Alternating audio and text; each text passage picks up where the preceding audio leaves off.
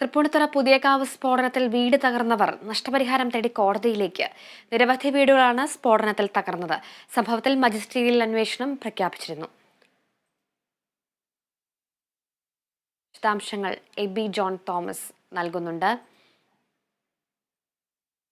സ്ഫോടക വസ്തുക്കൾ നിയമവിരുദ്ധമായി സൂക്ഷിച്ചവർ കൈമലർത്തിയതോടെയാണ് നാട്ടുകാർ കോടതിയെ സമീപിക്കാൻ തീരുമാനിച്ചത്.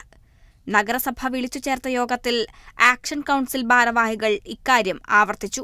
നമ്മളൊരു കേസുമായി ബന്ധപ്പെട്ട് പോയി കോടതി ഒരു കമ്മീഷനെ നിയമിക്കണം.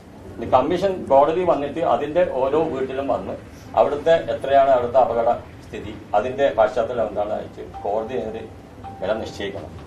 കേസിന് ഞങ്ങൾ ഇന്ന് ഞങ്ങൾ 4 മണിക്ക് അഡ്വക്കേറ്റിനെ കാണാൻ പോകുന്നുണ്ട്. പറ്റുന്ന മറ്റന്നാളെ നമ്മൾ കോടതിയിൽ തന്നെ ചെയ്ത് ആക്ഷൻ കൗൺസിലിന്റെ ആക്ഷൻ കൗൺസിൽ എന്ന് പറഞ്ഞാൽ ഇതിൻ്റെ അകത്ത് മെയിൻ 8 പേര് ഈ വിക്ടിമായ ആൾക്കാരാണ്. പിന്നെ ഓരോ അസോസിയേഷന്റെ പ്രസിഡന്റുമാരാണ് ഇതിൻ്റെ അകത്ത് കമ്മിറ്റികൾ. അപ്പൊ അതാണ് ഉദ്ദേശിക്കുന്നത്. അതിൽ നിങ്ങളെല്ലാം സപ്പോർട്ട് വേണം. നഗരസഭ നടത്തിയ പ്രാഥമിക പരിശോധനയിൽ കേടുപാടുകൾ സംഭവിച്ചത് 299 വീടുകൾക്ക്. 5 വീടുകൾ പൂർണ്ണമായും തകർന്നപ്പോൾ 150 വീടുകൾ ഭാഗികമായി തകർന്നു. എന്നാൽ ഇതുയരാനുള്ള സാധ്യതയുണ്ടെന്ന് നാട്ടുകാർ ചൂണ്ടിക്കാട്ടി. ഒരു 3 വീട് ഏതാണ്ട് ഇപ്പൊ പറഞ്ഞുകൊണ്ട് തന്നെ താമസിക്കാൻ പറ്റുമെന്ന് തോന്നുന്നില്ല. മറ്റുള്ളെല്ലാം താമസിക്കാൻ പറ്റുമെന്നൊരു ഉറപ്പുമില്ല. ഇത് കഴിഞ്ഞൊരു കാറ്റോ മഴയൊക്കെ വന്ന് എന്താ സ്ഥിതി എന്നറിയില്ല. അതെല്ലാം നല്ല എഞ്ചിനീയർമാരെ ബന്ധപ്പെട്ടവരെയൊക്കെ കൊണ്ടുവന്ന് അതിന്റെ സേഫ്റ്റിയൊക്കെ നോക്കിയിട്ട് നമുക്ക് എന്തെങ്കിലും ചെയ്യാൻ കഴിയണം. അത് ശരിക്കും ഇതിന്റെ മുഴുവൻ ഇതും അവിടുത്തെ ആക്ഷൻ കൗൺസിലിൽ കൂടി ഇന്നലെ എടുത്ത തീരുമാനം ആണ് ശാശ്വതമായി നടപ്പാക്കി നമുക്ക് പോകാനുള്ളത്.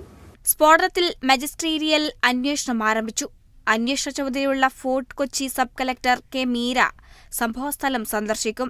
ജനങ്ങൾ തിങ്ങിപ്പാർക്കുന്ന പ്രദേശത്ത് അനധികൃതമായി ഇത്രയധികം വെടിമരുന്ന് കൊണ്ടുവരുന്നതും ഉപയോഗിക്കുന്നതും അറിഞ്ഞില്ലെന്ന പോലീസ് വിശദീകരണവും ഉദ്യോഗസ്ഥരുടെ ഭാഗത്ത് വീഴ്ച ഉണ്ടായോ എന്ന കാര്യവും പരിശോധിക്കും. അപകടത്തിന് പിന്നാലെ ഒളിവിൽ പോയ ക്ഷേത്രം ഭാരവാഹികളെ കണ്ടെത്താൻ പോലീസ് തിരച്ചിൽ ഊർജിതമാക്കി. Kerala vision news, Kochi.